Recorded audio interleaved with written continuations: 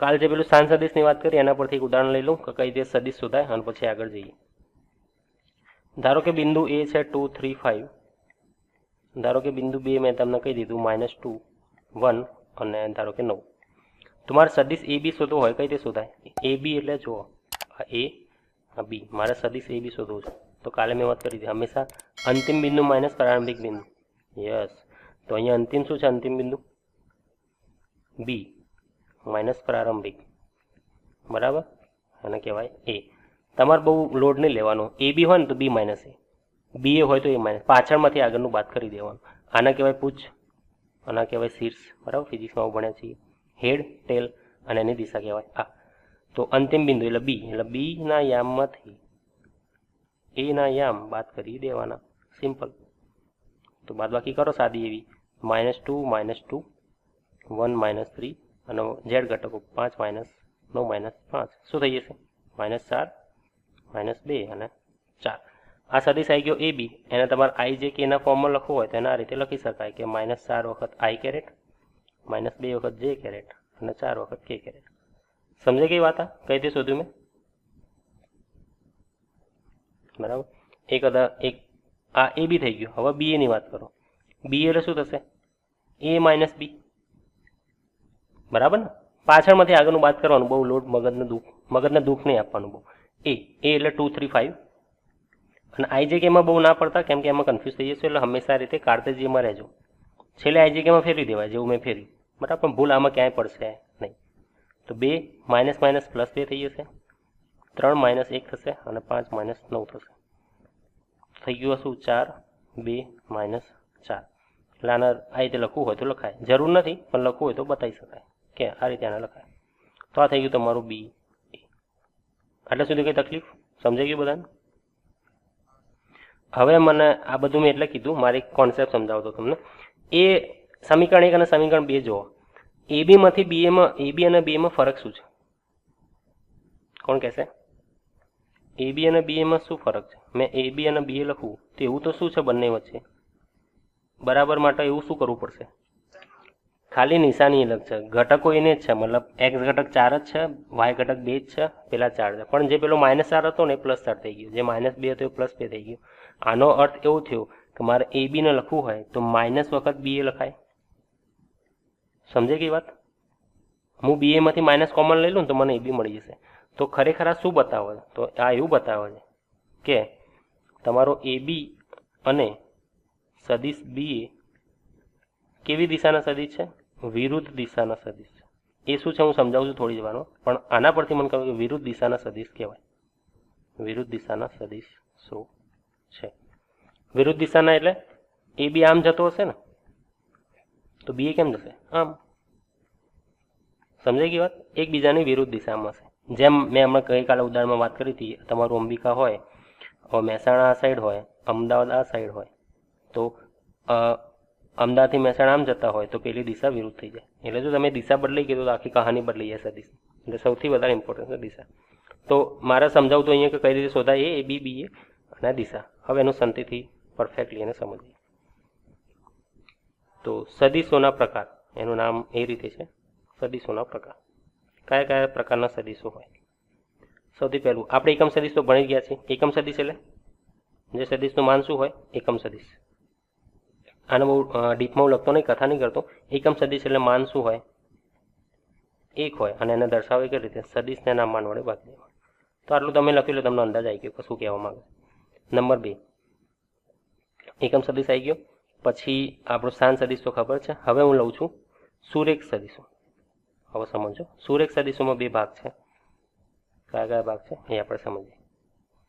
તો સુરેખ સદિશોનું જનરલ આ રીતે લખાય, સદિશ x બરાબર k વખત સદિશ y. અહીંયા k તમારો ખાલી 0 ના હોય, બરાબર, k બિલોંગ્સ ટુ r હોય, ધન કરવું હોઈ શકે છે. હવે અહીં k ના ઘટક પરથી 2 એના પ્રકાર પડશે. k ની કિંમત પરથી 2 પ્રકાર પડશે. પહેલી પોસિબિલિટી છે કે k તમારો ધન હોય.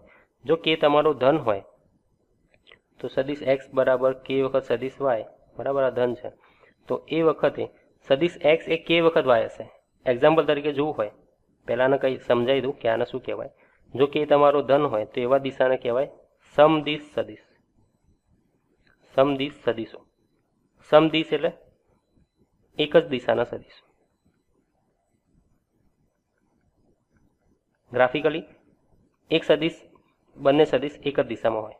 ધારો કે આનો સદીશ હું કહી દઉં એક્સ, બરાબર, આને મેં સદીશ એક્સ કીધું, તો સદીશ વાય બી એક જ દિશામાં હોય. હા, લંબાઈ અલગ અલગ હોય, લંબાઈનું માનની વાત નહીં, ખાલી દિશાની વાત છે. ઉદાહરણ તરીકે આને સમજીએ તો વધારે ઉદાહરણમાં ખ્યાલ આવશે કે ધારો કે ઉદાહરણ હું એક્સનું લઉં છું 1 2 3 અને મેં વાય લીધો, ધારો કે એને અડધું કરી દઉં 1/2, 1 અને 3/2, બરાબર. તો હવે મારે વાયને સમજો, મારે એક્સ હું લખું, એક્સમાંથી હું ધારો કે 1/2 કોમન લઈ લઉં અથવા 2 વડે ભાગું તો મારે અંદર 2 વડે ગુણવા પડશે. અથવા એવું સમજી શકાય કે હું એક્સને બહાર 2 વડે ગુણી કાઢું તો મારે અંદર 2 વડે ભાગવા પડશે. સમજાય છે વાત? શું કર્યું મેં? એક્સને મેં 2 વડે ગુણ્યા તો અંદર ભાગવા પડે. બહુ ફાસ્ટ નહીં જતું ને? સમજાઈ રહ્યું છે? એટલે ઇઝી વસ્તુ છે, એટલે હું થોડી સ્પીડ છે, બહુ સ્પીડ બી નહીં, થોડી સ્પીડ. તો 2 વખત 1/2, 1 અને 3/2.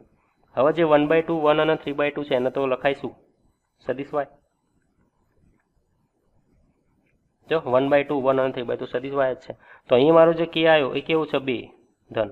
એટલે જો તમારો કે ધન હોય તો બંને સદીશની દિશા કેવી છે? સરખી દેખાય છે. જો 1/2, 1, 3/2 વાયમાં આવ્યું અને એક્સમાં બી પાછો વાય આવ્યું. તો આનો અર્થ એવો થયો કે એક્સની અને વાયની દિશા સરખી છે. કે ધન હોય એટલે દિશા સરખી, અને માન કેવું છે? ડબલ છે. અને માનની વાત કરતા હોય તો માન એના કરતાં ડબલ થશે. હવે મારે આને દોરવા હોય તો આ રીતે દોરી શકાય કે એક્સ અને વાયની દિશા સરખી છે અને માન ડબલ છે. એટલે ધારો કે હું વાયની દિશા આમ બતાવતો હોઉં અને એનું માન હું આટલું દોરતું હોઉં તો મારે એક્સ સમાન દિશામાં ડબલ માનવાળું દોરવું પડશે. સમજાય એ વાત? આમાં કોઈને કંઈ ડાઉટ હોય, પ્રોબ્લેમ હોય, પૂછી લો. સદીશ એક્સ બરાબર કે વાય, કે 0 નથી તો કેની શક્યતા 2 થઈ, કાં તો ધન હોય કાં તો ઋણ. મેં ધનની વાત કરી, હવે કે ધન હોય તો એક્સ બરાબર કે વાય બાર. ઓકે, આવા સદીશનું શું કહેવાય? સમદિશ સદીશો. ઉદાહરણ તરીકે વધારે ખબર પડશે કે મેં એક્સની કિંમત લીધી 1 2 3, વાયને 2 વડે ભાગી. તમે 2 વડે ગુણી બી શકો, હા, એવું કંઈ નહીં, ગુણો ભાગો જે કરવું હોય, પણ તમારું જે કે હશે હંમેશા ધન રહેશે. કે ધન હોય તો બંને દિશાની કેવી હોય? બંને એક જ દિશામાં હશે, બરાબર. માન અલગ અલગ હોઈ શકે, ડિપેન્ડ્સ ઓન વેલ્યુ ઓફ કે. કેની કિંમત ઉપર એ નિર્ધારિત છે બધું. તો કે ધનની વાત થઈ ગઈ. બીજો ઓપ્શન શું હોય છે કે કે તમારો ઋણ હોય, બરાબર. તો એ વખતે કે વાય બાર અને કે તમારો કેવો થશે? ઋણ. કે ઋણ હોય તેવા સદીશોને શું કહેવાય? કઈ ખ્યાલ છે? ઉપર મેં વાત કરી એને જ વસ્તુ. જો અહીંયા કે શું હતું? અહીંયા કે બરાબર શું છે? -1. કેવું છે? દેખાય? જો એક સદીશ કે વખત બીજો સદીશ, એટલે એક્સ માઇનસ વાય, કે બરાબર -1. તો એવા સદીશો મેં શું કીધું હતું? વિરુદ્ધ દિશાના. તો જ્યારે કે તમારો ઋણ હોય તેવા સદીશો શું કહેવાશે? વિરુદ્ધ દિશાના સદીશો, બરાબર. વિરુદ્ધ દિશાના સદીશો હોય તો એની દિશાઓ કેવી દિશામાં હશે? તો વિરુદ્ધ દિશાના તો સિમ્પલ જ શબ્દ છે ને, એને કંઈ અલગથી સમજવાનું જરૂર નથી. આ રીતે ધારો કે સદીશ એક્સ આ દિશામાં છે તો સદીશ વાય કેવી દિશામાં છે? એકદમ વિરુદ્ધ દિશા. સમજાય છે? મતલબ અહીંયા બંને એક જ દિશામાં જતા હતા, ભાઈબંધ હતા બે, અહીંયા ઓપોઝિટ છે, ઝઘડાડું. એક આમ જતો હોય તો બીજો એની વિરુદ્ધમાં જ જશે. કેટલો ખૂણો થશે? ખૂણાની વાત હું ખૂણાના જે ટોપિક આવશે એમાં વાત. અહીં ઉદાહરણથી સમજીએ. ધારો કે હું વાય લઉં છું, એ જ લઉં. ધારો કે હવે વાયને 1 2 3 લઉં છું અને હું એક્સને -2 4 તો એક્સમાંથી હું -2 કોમન કાઢી દઉં તો શું વધશે? 1 2 અને 3, બરાબર ને? મેં -2 એક્સમાંથી કોમન કાઢી દીધા. તો 1 2 3 શું છે? 1 2 3 શું છે? વાય. તો જ્યારે સદીશ એક્સ બરાબર -2 વખત વાય થયો, અહીં તમારો કે છે -2 એ <0 છે. તો કે ખાલી તમારી દિશા જ બતાવે છે. તો અહીંયા તમારા એક્સ અને વાય કેવા સદીશો? વિરુદ્ધ દિશાના સદીશો. વિરુદ્ધ દિશાના સદીશો. હવે જો ત્યાં બી એક્સનું માન ડબલ હતું, અહીંયા બી એક્સનું માન ડબલ જ, એટલે માનમાં કંઈ ફરક નહીં પડે. દોરવાનું જે લંબાઈ હશે સરખી રહેશે, પણ દિશા વિરુદ્ધ હશે. એટલે ધારો કે હું એક્સ, આપણે કલર કેસરી જ રાખીએ, ધારો કે હું વાય આ દિશામાં બતાવતો હોઉં તો એક્સ કઈ દિશામાં હશે? ડાબી સાઈડ કે જમણી સાઈડ? લંબાઈ હશે એના કરતાં ડબલ. જુઓ અહીંયા એક્સનું માન જે છે ને એ ડબલ જ થશે પેલા કરતાં, એટલે લંબાઈ તો ડબલ જ થશે. માન ડાબી સાઈડ એટલે એક્સ તમારો આ દિશામાં હશે. એટલે બે રીત છે સદીશોને ઓળખવાની. કાં તો તમને ગ્રાફિકલી કે ઇમેજ આપી દે, મતલબ આવું કહી દે, પણ જનરલી આપણે એવું ખબર ના હોય તો થિયરિટિકલી આપણને મેથ્સ પરથી કઈ રીતે ખબર પડશે? કેની વેલ્યુ પરથી. જો કે ધન આવ્યો તો સમદીશ, ઋણ આવ્યો તો વિરુદ્ધ દિશા. સમજાઈ ગઈ વાત? હું તમને પછી રેન્ડમ આપી દઉં. હવે જો હું તમને એક એક્ઝામ્પલ આપું, આનો મને જવાબ કહી દો એટલે ખબર પડી જાય મને કે તમને બધું સમજાઈ ગયું. ધારો કે સદિશ એક્સ છે અને સદિશ વાય હું લઉં છું, તો કેસ 1 કેસ 2 સીધું કંઈ બી વિચાર્યા વગર જવાબ કહેવાનો. મને આનો જવાબ કહો, આ કેવા સદિશ છે ને આ કેવા સદિશ. આમ જોઈને જ લાઈટ થવી જોઈએ, ગણવાનું કંઈ જરૂર નથી. થોડું વિચાર લો ખાલી. ગણતરી તો કરી શકાય પણ જોઈને આવો ખ્યાલ આવવો જોઈએ. જો અહીંયા -2 છે, અહીંયા -2 છે, અહીં -4 એટલે 2 વડે ગુણ્યા. ઓકે, અહીંયા 1 છે, અહીં 2 છે, આને 2 વડે ગુણ્યા. અહીં 5 છે, અહીં 10 છે, 2 વડે ગુણ્યા. 2 વડે ગુણ્યા એટલે તમારું કે બરાબર શું છે? 2, જે ધન છે એટલે પતી ગયું. સમજીશ, સમજાય ગઈ વાત દરેકને? અહીં જુઓ, અહીં 5 હતા, અહીં -15 થાય એટલે મેં કેટલા વડે ગુણ્યા? -3 વડે. બરાબર, પહેલાને -3 વડે ગુણ્યા, બીજાના બી -3 વડે જ ગુણવાના. બધાનું ગુણવાનો, એકના ગુણ્યા એવું નહીં. બીજાનું ચેક કરી લો. -4 ને -3 વડે ગુણો તો 12 બરાબર છે. -9 ને -3 વડે ગુણો 27, સાચી વાત છે. તો અહીંયા દરેક જગ્યાએ કે બરાબર -3 છે, જે ઋણ છે. તો કેવા છે? વિરુદ્ધ દિશાના. ખબર પડી ગઈ ને વાત? અહીંયા શું થયું? જુઓ, અહીંયા તમારો જે એક્સ સદિશ જે વાય છે એ તમારા એક્સ કરતાં ડબલ છે, અને અહીંયા જે સદિશ તમારો વાય છે એક્સ કરતાં -3 ગણો છે. બરાબર, એટલે ઋણ નિશાની આવી તો વિરુદ્ધ દિશાના, કે ધન આવ્યો તો સમ દિશાના, સમાન દિશામાં. સમજાઈ ગયા એટલે સુધી વાત? તો હવે ત્રીજો કેસ શું બાકી રહ્યો? એક્સ બરાબર કે વાય બાર હોય તો 2 કેસ તો આ થયા. ત્રીજો શું બાકી રહ્યો? કે બરાબર 0. કે બરાબર 0 હોય તો શું કહેવું છે તમારું? કે બરાબર 0 થઈ જાય તો તમારો એક્સ જ પતી જાય. બરાબર, એટલે હું નીચે લઈ લઉં એનો ઓપ્શન કે એને કહેવાય શૂન્ય સદિશ. શૂન્ય સદિશ એટલે દરેક ઘટક એનો 0 હોય. તો ત્રીજો ઓપ્શન એ થાય કે એક્સ બરાબર જે કે હોય એને મતલબ 0 લઈ લો તો આખો સદિશ જ 0 વાય બાર, એટલે સદિશનો દરેક ઘટક 0 થઈ જશે. એટલે તમારો સદિશ એક્સ શું થશે? 0 સદિશ. 0 સદિશ એટલે એનો એક્સ ઘટક બી 0 હોય, વાય ઘટક બી 0 હોય, ઝેડ ઘટક બી 0 હોય. અને એના આઈ જે કેમાં ફોર્મમાં લખવું હોય તો 0 i કેરેટ 0 j કેરેટ વત્તા 0 k કેરેટ લખાય. એટલે તમારો કે અહીંયા શું થઈ ગયો? 0. ખ્યાલ આવી ગયો? તો કાં તો 0 હોય, કાં તો ધન હોય, કાં તો ઋણ હોય, બધી વસ્તુ તમને હવે ખબર પડી. શૂન્ય સદિશ એટલે સદિશની 0 લખવાનો, એની ઉપર આ રીતે સદિશનું નિશાન આપી દેવાનું. ચોથી વસ્તુ, તમારો એક્સ કે વાય બાર હોય જ નહીં. એક્સ અને કે તમારા સરખા હોય જ નહીં. તો આ વખતે બે સદિશોને કહેવાય ભિન્ન દિશાના સદિશો. કે તમને એવું કોઈ કે મળે જ નહીં કે જેથી બે સદિશોના તમે એવું કંઈક રિલેશન કે કોમન કે એવું કંઈક કાઢી શકો. ઉદાહરણ તરીકે ધારો કે સદિશ હું એક્સ લઉં, એ જ લઉં 1 2 -3. ધારો કે હું સદિશ વાય લઉં છું, ધ્યાનથી સમજો. તો અહીં શું કહેવું છે અમારું? સદિશ વાયને કોઈ દિવસ સદિશ એક્સ એવું કંઈ લખી શકાશે કોમન બોમન કાઢીને? જો વાય ઘટક 2 અને -1 સરખું જ છે, પણ એક્સ ઘટક એવું નહીં. સમજાય છે વાત? દેખો, એવું ખબર ના પડે તો એક સારું ઉદાહરણ લો ઉપરના જેવું. ધારો કે મેં એના 2 વડે ગુણ કાઢે, તો અહીંયા ખરેખર તમે વાયને જોવા જાઓ તો 2 કોમન કાઢશો ને તો અહીંયા 5/2 વધશે, અહીંયા 2 વધશે, અહીંયા -3 વધશે. એટલે જે 2 ઘટકો તો સરખા થઈ જશે, વાય અને ઝેડ. પણ એક્સ ઘટક સરખો થયો ના. તો એક્સ ઘટક સરખો ના થયો તો તમે એને એવું ના લખી શકો કે વાય બરાબર કે વખત એક્સ બાર. તમે એને સરખું લખી શકશો નહીં. એવી કોઈ પણ વેલ્યુ નહીં મળે કેની કે જેથી તમારો વાય બાર બરાબર કે એક્સ બાર થશે. બરાબર, એને એવું તે સમજવું હતું કે કેની કોઈ પણ એવી ના મળે. મતલબ એને ગાણિતિક ભાષામાં લખવું હોય ધેર ઇઝ, તમારે એવું સમજ કે કોઈ પણ ધેર, આને કહેવાય ને એક્ઝિસ્ટ વન, કોઈ પણ કે બિલોંગ્સ ટુ તમને આ એવું નહીં મળે કે જેથી તમારું એક્સ સદિશ કે વાય બારના જેવું થાય. તો તમને એવું કોઈ વેલ્યુ જ ના મળે કે બંને સરખા થાય. તો એવા સદિશોને શું કહેવાય? ભિન્ન દિશાના સદિશો. અને એને દોરવાનો પ્રયત્ન કરીએ તો એક સદિશ ક્યાંક આમ ફરતો હોય, બીજો સદિશ ક્યાંક બીજે જ ફરતો હોય. સમજાય કે વાત? એ બીજી જ દિશામાં ફરતા હોય, એના કહેવાય ભિન્ન સદિશો. ખબર પડી? સમાન દિશાના સદિશો એટલે એક જ દિશામાં હશે, વિરુદ્ધ દિશાના સદિશો અલગ અલગ હશે, ભિન્ન દિશાના સદિશો એટલે રેન્ડમ ગમે ત્યાં ફરતા હશે. તેને શું કહેવાય? ભિન્ન દિશાના સદિશો, અલગ અલગ દિશામાં ફરે. આ કેવું થયું? બે માણસો સરખા હોય, વિચારો એના મળતા હોય તો એને સમાન વિચારસરણીવાળા કહેવાય, તો એને સમદિશ કહેવાય. બે માણસો એવા જે એકદમ ઊંધા જ હોય, એક કે ભાઈ મારે અમદાવાદ જતું, બીજું કે મારે મહેસાણા જવું, એટલે કંઈ મેળ જ ના પડતો, એને વિરુદ્ધ દિશાના કહેવાય. ત્રીજા પ્રકારના માણસો એવા હોય કે જે ભિન્ન જ હોય, મતલબ એકને સાયન્સ લેવું છે, બીજાને કોમર્સ લેવું. અત્યારે બંને દશાંશ સરખા, પણ એકના બંનેની દિશાઓ અલગ અલગ છે. એમના વચ્ચે કોઈ ઝઘડો નહીં, પણ દિશાઓ અલગ અલગ છે. ખ્યાલ આવી ગયો? એક ઉદાહરણ હું લખું છું, એના માટે મને બતાવી દો કે કેવા છે, કહી દેજો. હું સદિશ એક્સ લખું છું, સદિશ વાય, જોજો શાંતિથી. આ બે કેવા છે? ભિન્ન કઈ રીતે? જો તમને એવું ભાસ થઈ જાય કે ભાઈ આ 2 4 છે અને હું ભાગ્યા 2 કરી દઉં, તો શાંતિથી સમજો.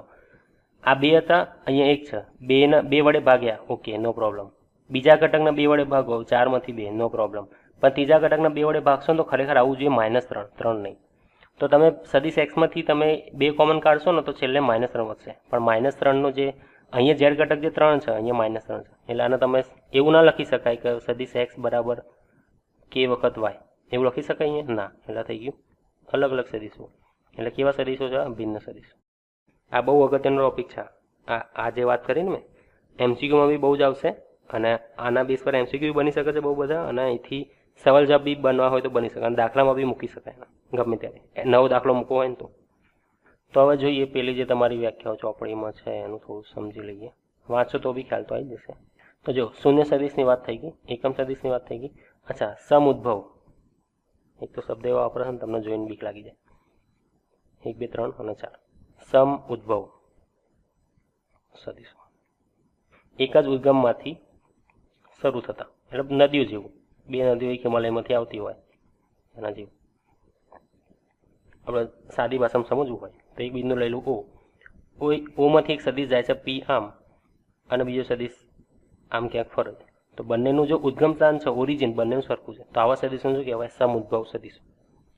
ખ્યાલ આવી ગયો ને? આપણે કયા નિયમમાં સમઉદ્ભવની જરૂર પડતી હતી?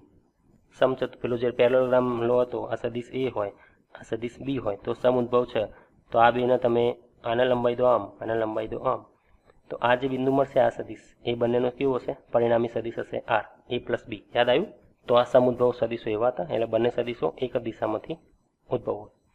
સમરેખ સદિશો મેં વાત કરી દીધી. સમરેખ સદિશો એટલે x બાર બરાબર k y બાર હોય, બરાબર? એ સમરેખના જ અલગ અલગ ભાગ હતા. જેવો તેમના માન અને દિશાઓથી નિરપેક્ષ રીતે એક જ રેખાને સમાંતર હોય, બરાબર? આના સમરેખ સદિશો બી કહેવાય. મેં આને જે લખ્યું ને, અને જનરલ કહેવાય સમરેખ સદિશો. હવે સમરેખ સદિશો, સુરેખ સદિશો એક જ દિશામાં બી હોય અને વિરુદ્ધ દિશામાં બી હોય, તો આને સમરેખ બી કહેવાય. બરાબર? સમરેખ એટલે કાં તો એ સેમ દિશામાં હોય, કાં તો એ વિરુદ્ધ દિશામાં હોય. ખ્યાલ આવી ગયો?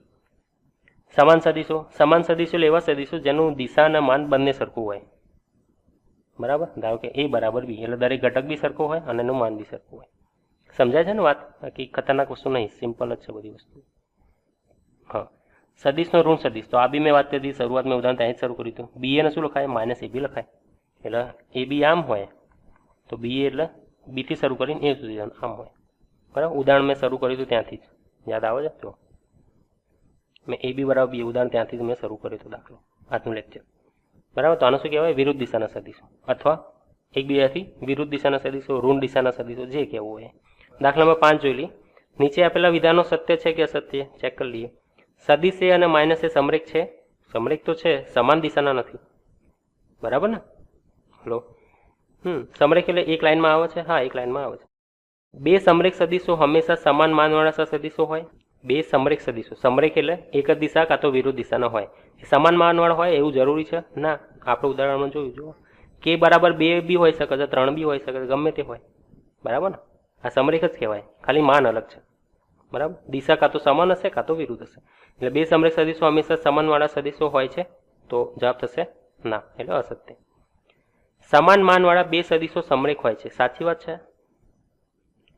ના, કેમ કે સમાન માન હોઈ શકે. ધારો કે એક સદિશ આમ હોય તો બીજો સદિશ આને ગમે તે બીજી દિશામાં હોઈ શકે, બંનેનું માન સરખું હોય. ધારો કે આનું બી માન 2 હોય, આનું બી માન 2 હોય, પણ આ સમરેખ સમદિશ નથી, અથવા સમરેખ બી નથી, અલગ અલગ દિશાના, ભિન્ન દિશાના. સમજાય છે ને વાત? ઉદાહરણ આપું આનું, જો ગ્રાફિકલી જ બતાવી દઉં સીધું. ધારો કે એક બિંદુ મેં લીધું 3 4 અને બીજું બિંદુ હું લઉં છું 4 3. તો આ સદિશ p અને q. તો અહીંયા OP ની વાત કરીએ તો OP સદિશ શું થશે? 3 4 થશે સીધો. OQ સદિશ શું થશે? સીધો 4 3. બંનેની દિશા અલગ છે, પણ બંને જો માનની વાત કરવામાં આવે તો બંનેના માન શું છે? રૂટમાં કરશો તો 3 ને 4 નો વર્ગ એટલે 25 અને થશે 5. તો બંનેના માન સરખા છે, પણ દિશા સમરેખ નથી. દેખાય ને? દેખો, એક માટે થીટા છે તો બીજા માટે થીટા છે, અલગ અલગ દિશામાં છે. એટલે સમાન માનવાળા હોય તો સમરેખ હોય એવું જરૂરી નથી. એટલે એની દલીલ ખોટી પડી ગઈ. શાંતિથી સમજ્યા ને? સમાન માનવાળા બે સમરેખ સદીશો સમાન હોય છે, શું કહેવું છે? ના. તો શું હોવું જોઈએ સમરેખ થવા માટે? એક જ વસ્તુ બાકી રહી, સમરેખના જગ્યાએ એને શબ્દ વાપરવો પડે સમદિશ. ખ્યાલ આવી ગયો ને? જો આને સમજીએ, સમાન માપવાળા એટલે સદિશ એ અને સદિશ બીનું માપ સરખું, મતલબ એનું માનાંક સરખા, એવું કીધું સમરેખ. હવે સમરેખ એટલે એ બરાબર કે બી બાર થાય. અહીંયા કે ની કિંમત ખાલી 0 ના હોય, બીજું કોઈ બી હોઈ શકે. પણ જો કે તમારો ધન છે તો જ એને શું કહેવાય? સમદિશ સદિશો. કે બરાબર ધન અને એકચ્યુઅલી હોવો જોઈએ 1, તો કે 1 હશે તો જ તમારે એના સમાન સદિશો કહેવાશે. પણ જો તમારો કે ઇક્વલ ટુ 1 નહીં હોય તો એને શું કહેવાશે? સમાન સદિશો કહેવાશે ના. સમાન સદિશોની વ્યાખ્યા શું છે? ફરીથી વાત કરી લઈએ. બંને સદિશો કેવા હોય? સરખા હોય. એટલે કે બરાબર 1 હોય, સમાન, મતલબ એક ઘરની ભાષામાં સમજવું હોય તો સમાન સદિશો એટલે બહુ ચિંતા નહીં કરવાની, કે બરાબર 1 થાય. સમજી ગયા? એટલે તમારો એ અને બી કેવા થઈ જશે? સમાન. બરાબર. એટલે સમદિશ હોવું જોઈએ, માન સરખું હોવું જોઈએ. તો આના માટે જવાબ શું થશે? સમાન માનવાળા બે સમરેખ નહીં, સમદિશ કે તો જવાબ સાચો. બરાબર. સમરેખ નહીં, સમરેખમાં વિરુદ્ધ દિશા બી આવી શકે છે. સદિશોના સરવાળા, તો સરવાળાની વાત કરીએ. સરવાળો તમે જો કે ત્રિકોણનો નિયમ અને બીજો સમાંતર બાજુ ચતુષ્કોણનો નિયમ. તો સદિશોના સરવાળા માટે બે નિયમ છે. નિયમ નંબર 1, ત્રિકોણનો નિયમ. ત્રિકોણના નિયમ માટે કન્ડિશન શું છે? બંને સદિશો કેવા હોવા જોઈએ? કંઈ ખબર છે? યાદ છે કે? તો આ પહેલો સદિશ છે, સદિશ એ. બીજા સદિશનું પૂછ પહેલા સદિશના શીર્ષમાંથી મૂકવાનું તમારે, એની આ કન્ડિશન છે. તો તમારો બીજો સદિશ પહેલું સદિશ જ્યાં ખતમ થાય ત્યાં મૂકવાનું.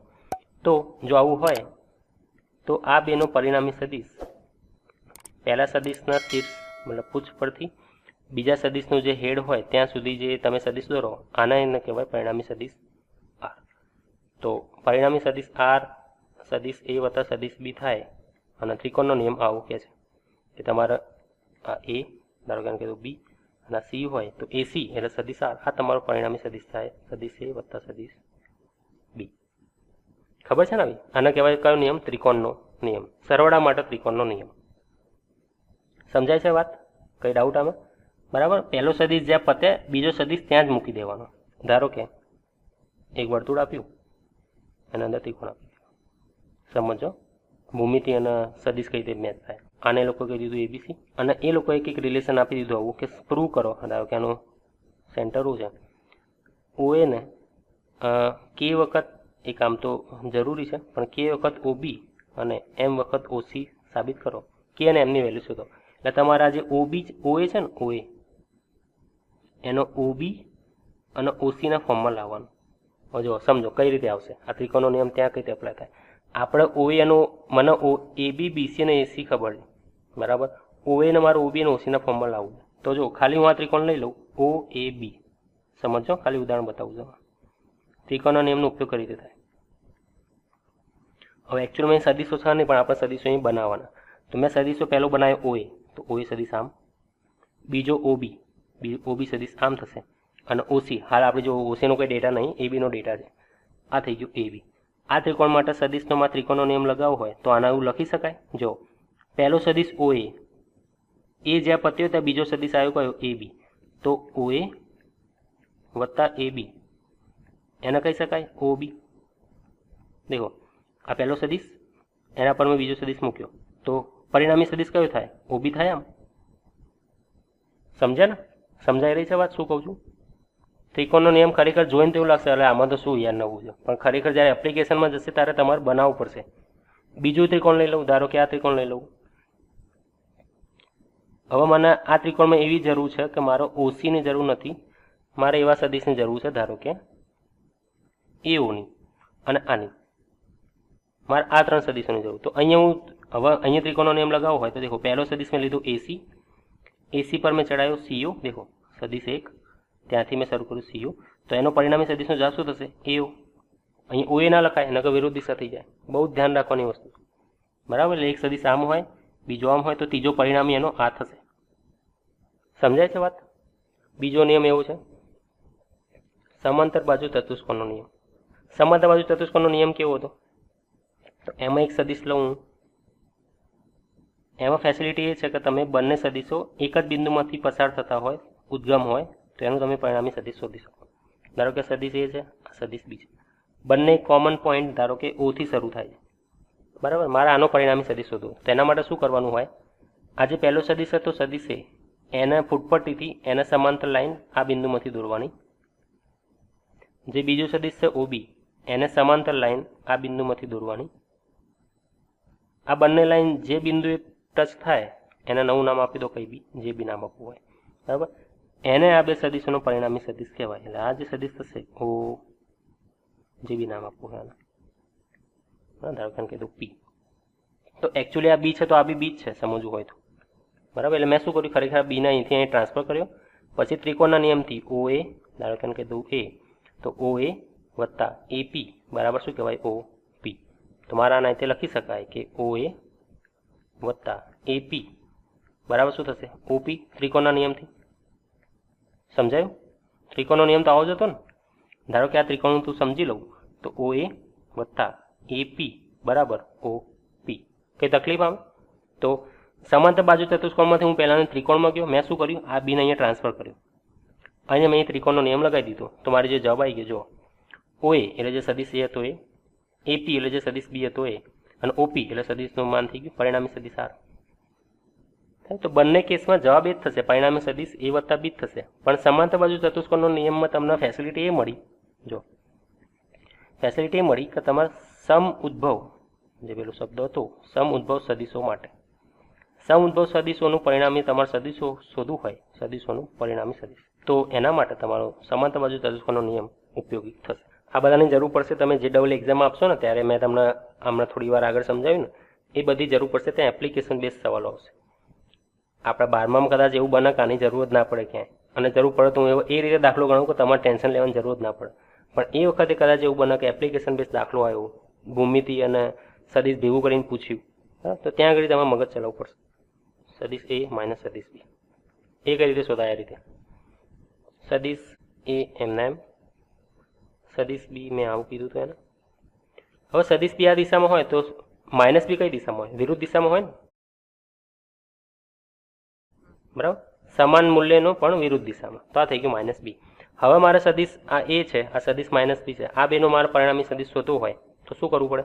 આને આમ એક્સટેન્ડ કરવાનું, જેવું આને ટ્રાન્સફર કરવાનું, અને આ સદીશ એ, આ સદીશ માઇનસ બી, તો પરિણામી સદીશ કેવો થશે? આ થઈ ગયો મારો સદીશ એ માઇનસ સદીશ બી. આયરો સદીશ વત્તા આયરો સદીશ બંનેનો સરવાળો. આનો કહેતા હોઈએ, આને એ કહેતા હોઈએ, આને બી કહેતા હોઈએ, તો ઓ એ વત્તા એ બી બરાબર શું થશે? ઓ બી. હવે આપણા કેસમાં ઓ એ શું છે? સદીશ એ. આપણા કેસમાં એ બી શું છે? માઇનસ બી.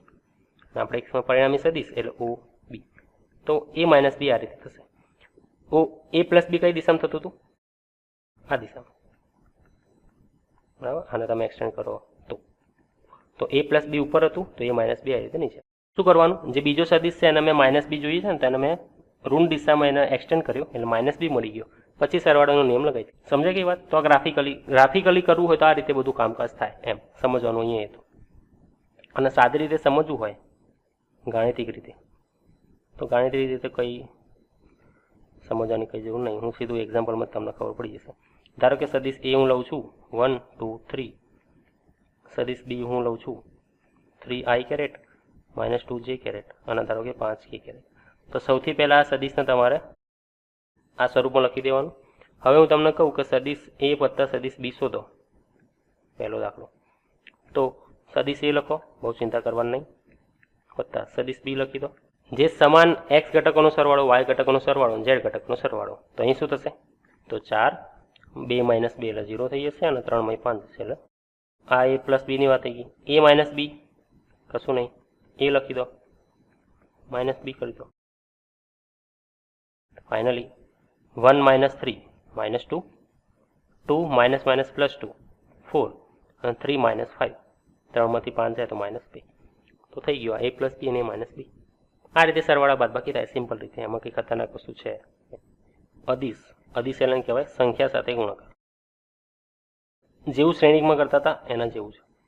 શ્રેણિકમાં તમે એક ગુણતા હતા તો એના દરેક ઘટકને ગુણી કાઢતા હતા, તો એના જેવું. ધારો કે સદીશ એ છે મારી જોડે, 2 3 અને -5 મારે લખવું છે 5 વખત સદિશ એ, તો 5 વખત સદિશ એ ગુણી જશે, દરેક ઘટકને 5 વડે ગુણી દેવાનું, એટલે 10 15 25 બરાબર.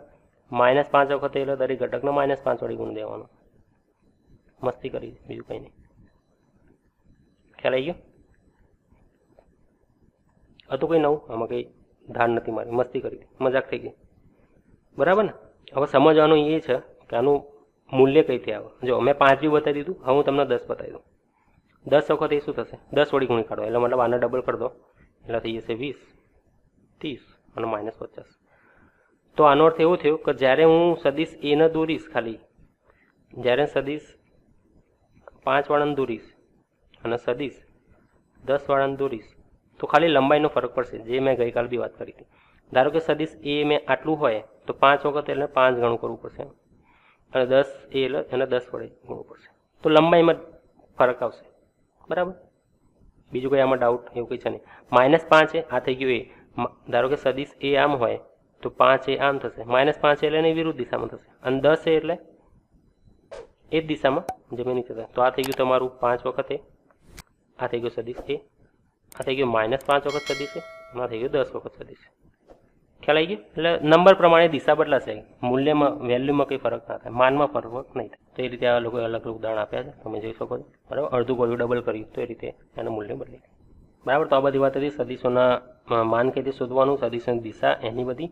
આવતીકાલે આપણે સદિશના ઘટકો અને એનું માન કઈ રીતે શોધવું, એકમ સદિશની ગણતરીઓ અને બીજા દાખલાઓ ગણીશું. ત્યાં સુધી સ્વસ્થ રહો, ભણતા રહો, રિઝલ્ટ સારું લાવવાનું જ છે બધાએ, બરાબર છે.